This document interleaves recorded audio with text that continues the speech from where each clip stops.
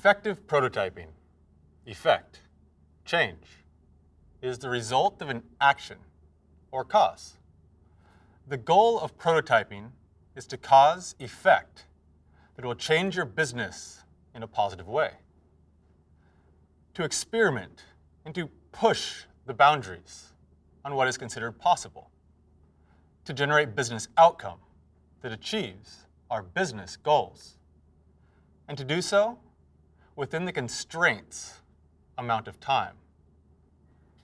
My name is Jeremy Jonas, and I'm a senior prototyping engineer here at Amazon Web Services, where I work with our customers to take their biggest ideas, push the art of the possible, and deliver massive business outcomes within very contracted time. Today, I want to take you on a journey back in history through the lens of innovation to see the exponential impact gained through prototyping, and how over time we have compressed time and taken quantum leaps in innovation along the way. Let's go back in time to around 3000 BC, or approximately 5,500 years ago, when mankind first invented this circle that we now call a wheel. It took another 3,900 years before this wheel was attached to a carriage that was attached to a horse, giving us the first horse carriage. People started spreading out, and the world started to shrink.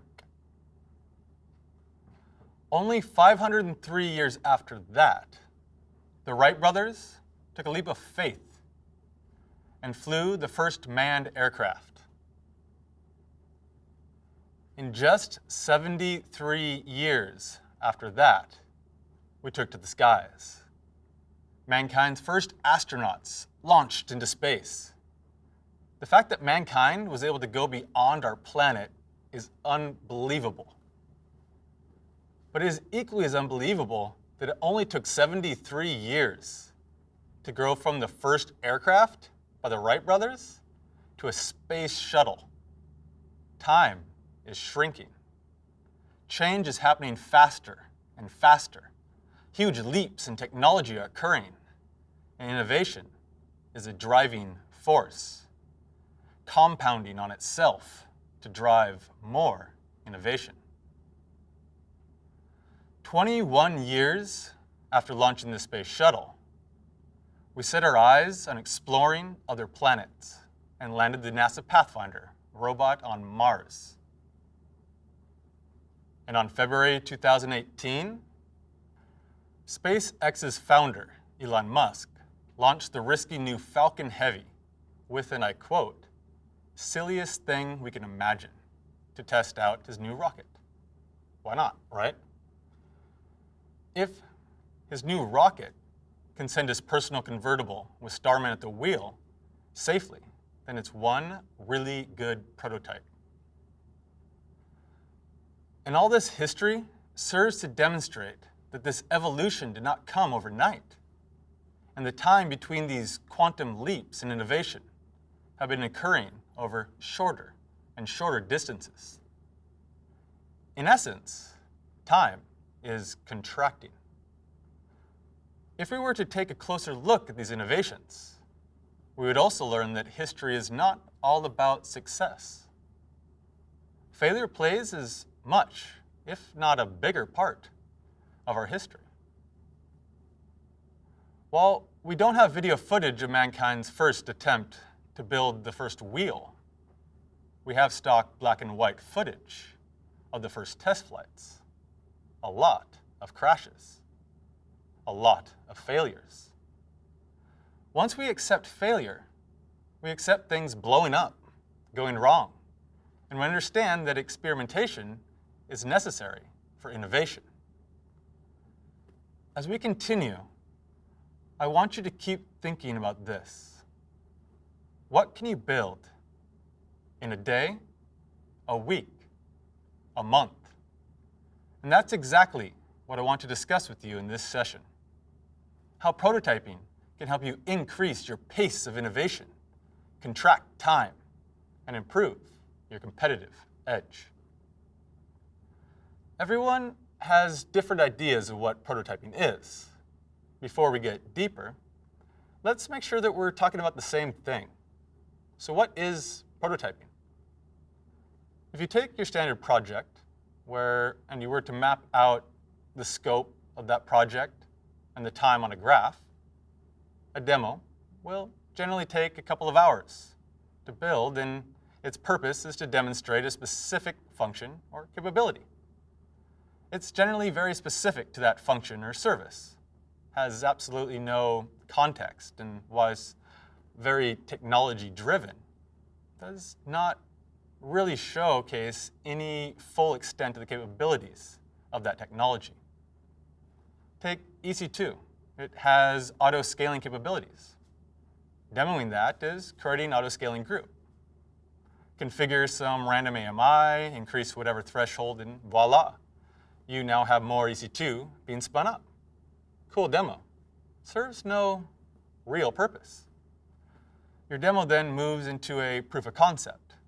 We have added a bit more of the technology concepts around the demo, and we now prove a narrow set of technology outcomes, but not really tied to the actual business outcomes that we're trying to drive.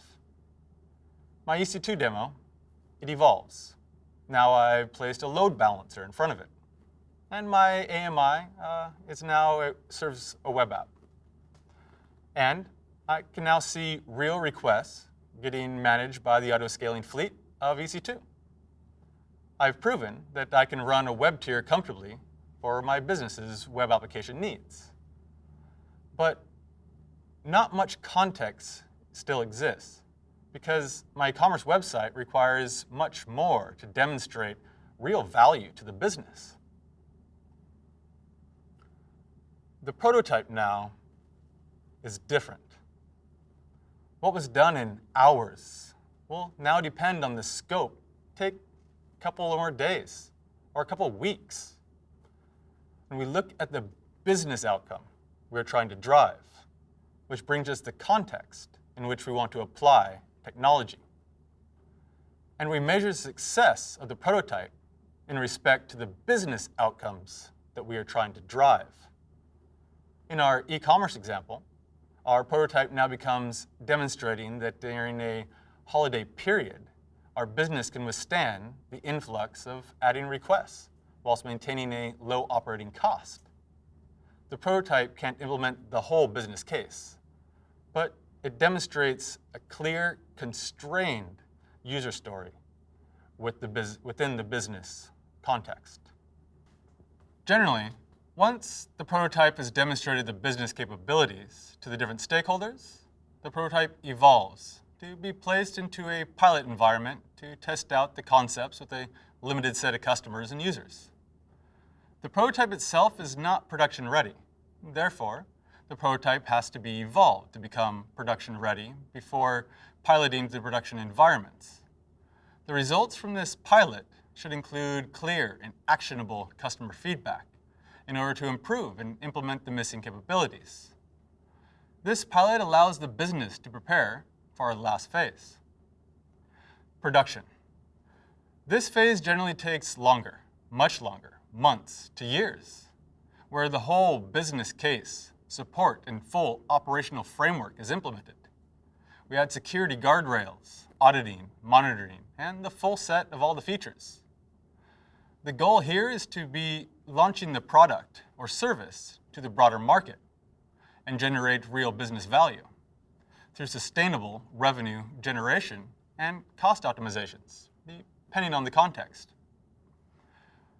Now that we have seen that prototyping is an extremely valuable mechanism for moving projects ahead and driving strong innovation within your organization, but not all stakeholders believe in it. Let's take some time to explore together 3 myths around prototyping and look at how after hundreds of prototypes with customers, they can be debunked. Myth 1, prototyping isn't actually fast and efficient. In reality, From our experience, we believe prototyping well is an essential contributor to the speed of your innovation efforts. There's a process on how to prototype efficiently and create this feedback loop to iterate and fail fast. When done well, innovation explodes within the organization. Simple ideas become real business game changers. How many organizations have built a mobile app? How long did that take? Prototyping a mobile app should take a couple of days max. Some initial napkin drawings to sketch out the idea, maybe 10 minutes. Iterate the design a little bit whilst you're discussing it, maybe another hour. Move that to your favorite sketch software with another couple of hours, and at this point, you have a static prototype. To make it dynamic, you can take the prototype into your app and put it onto your phone in a couple more days. And at this point, your stakeholders can actually use it, and your users can touch it and feel it and give you feedback. And this only took a couple of days to go from a napkin to a tangible working prototype. It doesn't take huge teams and months of planning to be effective. In 2018, we launched 1,957 new features and services at production scale on the AWS platform, close to double that number from 2016. All these features and services were prototyped, tested, iterated, changed before seeing the light of day. And once a service launched, it isn't finished. Our service teams continue to contribute to it and iterate, adding capabilities and features that our customers are asking for, creating this constant flywheel. Myth number 2. Prototyping takes too much time and effort. The reality from what we see is that simple prototypes should precede complex ones. Think big, start small, fail fast, and iterate often. By creating simple, small prototypes, you are starting to acquire a process as well as reusable assets that can contribute to other prototypes and contribute to your organization. Larger prototypes can then leverage these smaller capabilities to deliver the business outcomes that you're looking for, faster.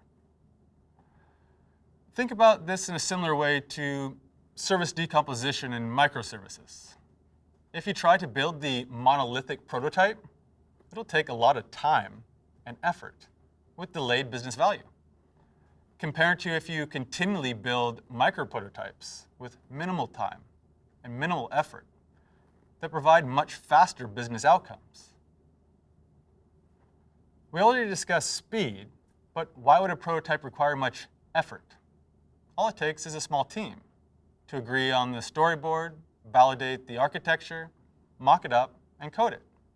Total time, a couple days, a couple weeks. But most importantly, it does not require a lot of stakeholders to disagree or have scope creep into the many details.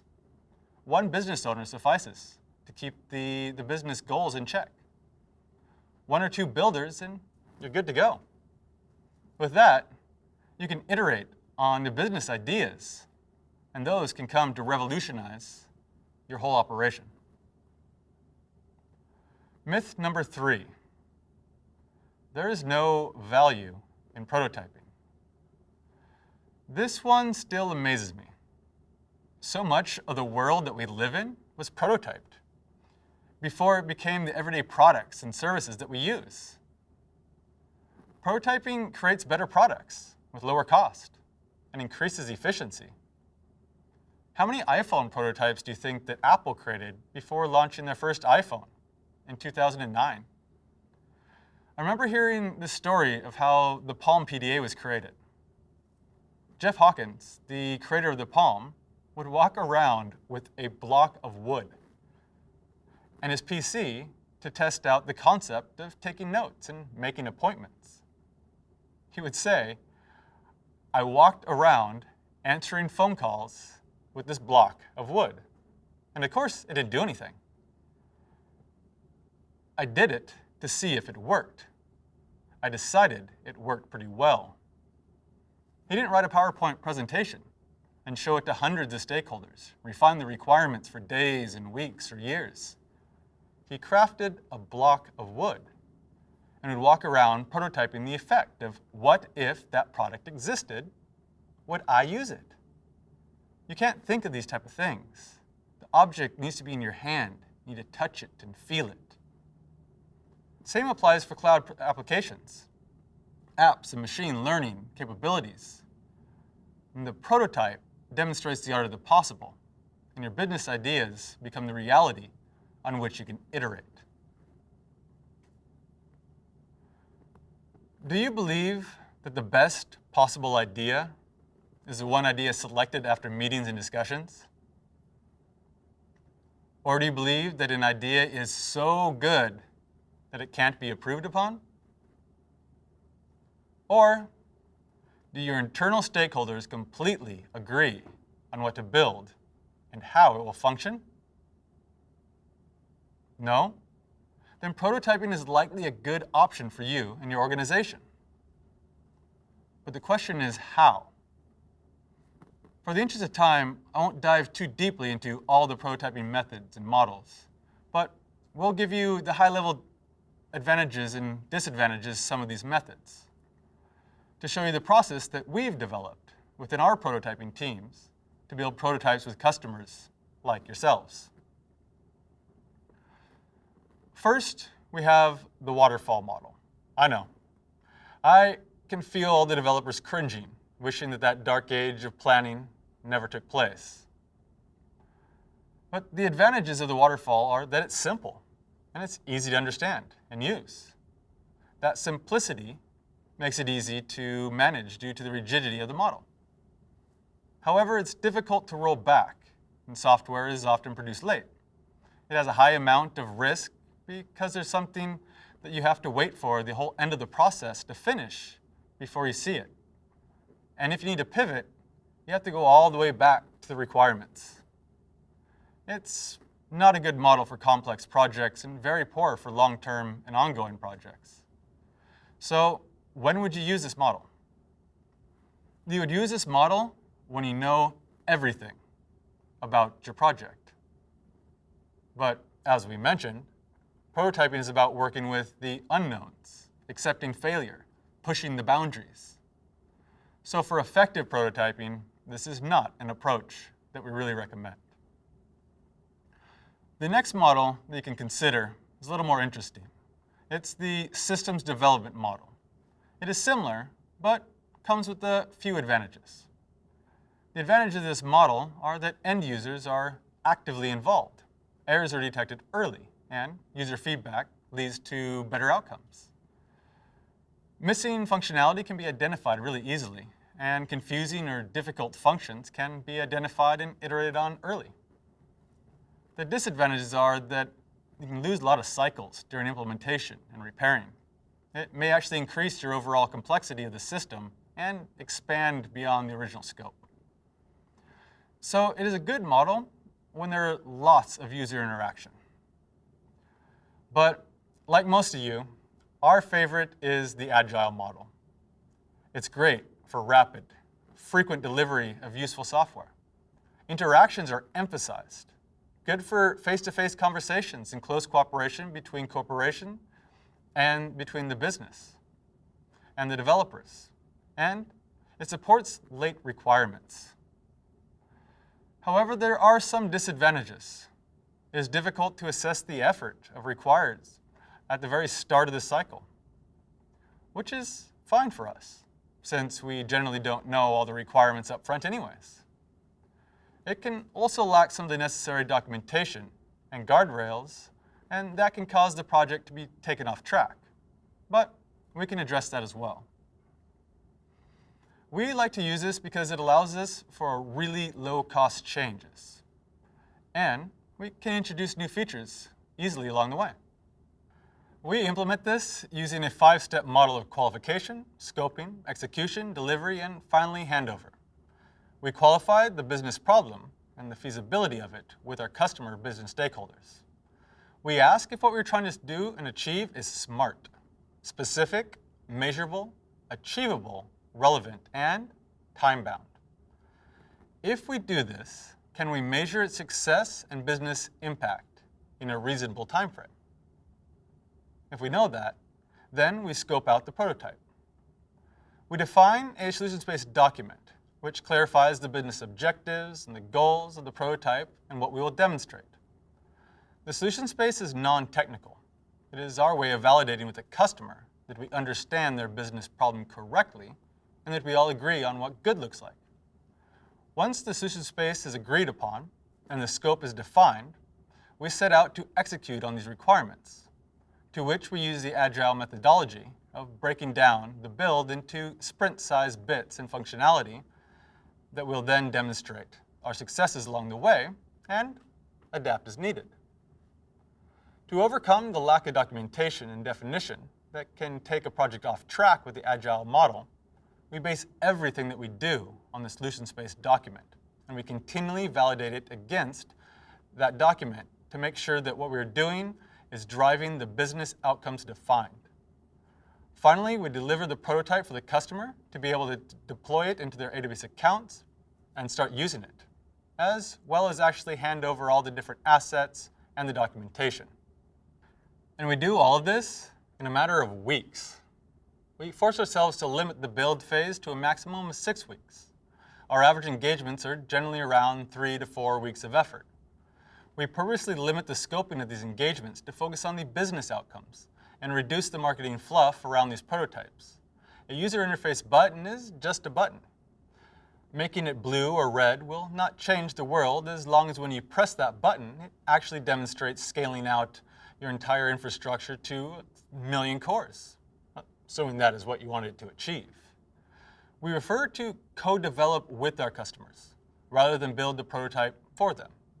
Joining in the development effort offers our customers a glimpse of the Amazon methodology, innovation, fast thinking, delivery, and failing quickly with pivoting to meet those business goals.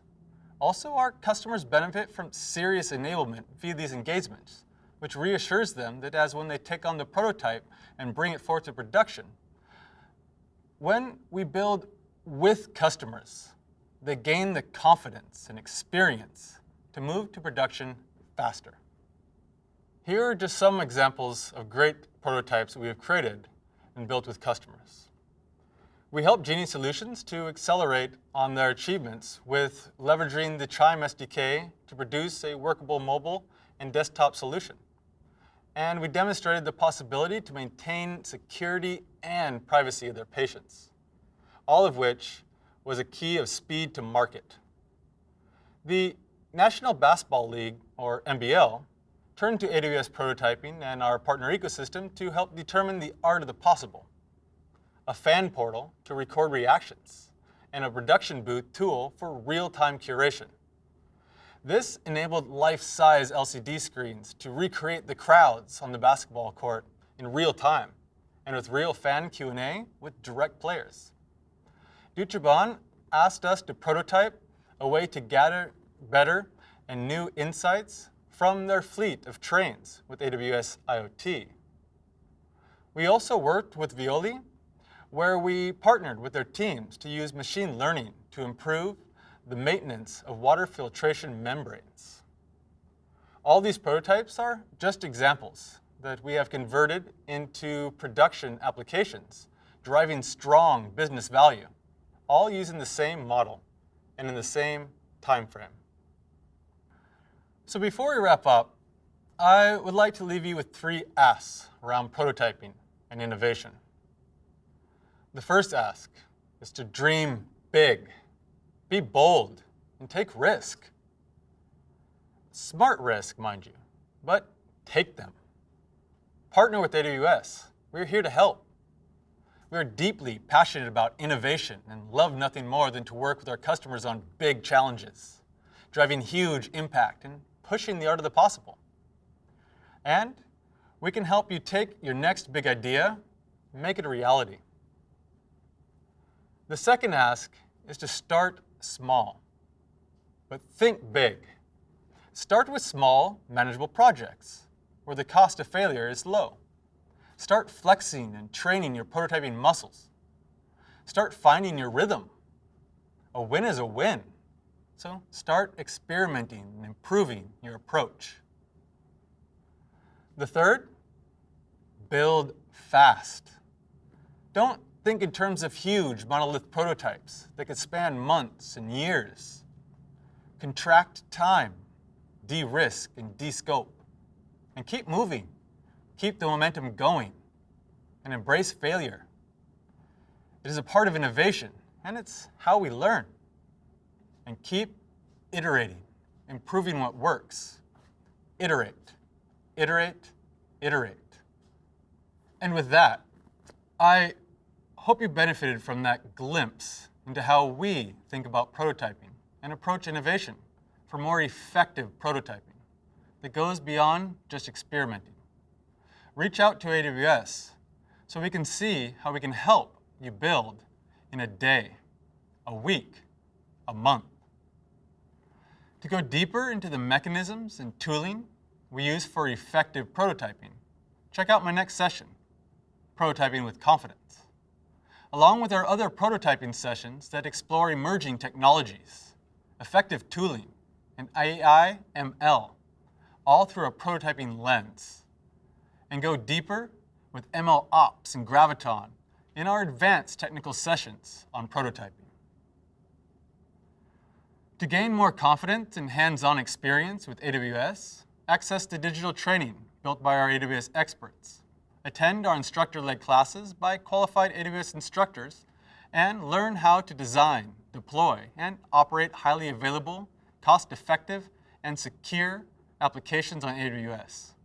Validate your technical expertise with AWS and use the practice exams to help you prepare for AWS certification. Thank you again for attending. It was awesome sharing this time with you. We really appreciate your feedback so that we can get a better understanding of the topics and the services that you're really interested in and you want to learn more about. So please do take the time to fill out the survey and let us know what you think. And as always, happy prototyping.